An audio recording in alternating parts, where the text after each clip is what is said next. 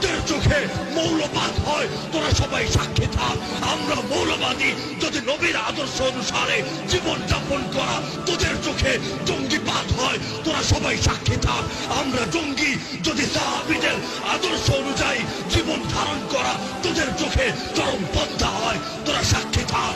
আমরা সবাই চরমপন্থী যদি আকাবির এবং সালাফে সালেহিনের রীতি এবং নীতিকে জীবনের আদর্শ, জীবনের বিধান, জীবনের সংবিধান বানানো তোদের চোখে সাম্প্রদায়িকতা হয় তোরা সবাই সাক্ষী থাক।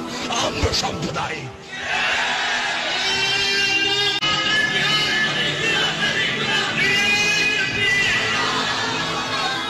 কে আমাদেরকে গালি দিল আর কে বলে দিল তা দেখার সময় আমাদের আছে? আমরা জীবনে একজনের সন্তুষ্টি চাই, আর তিনি কে? আর তিনি কে? সেই আল্লাহ যদি আমাদের উপর সন্তুষ্ট থাকেন, পৃথিবীর আর কোনো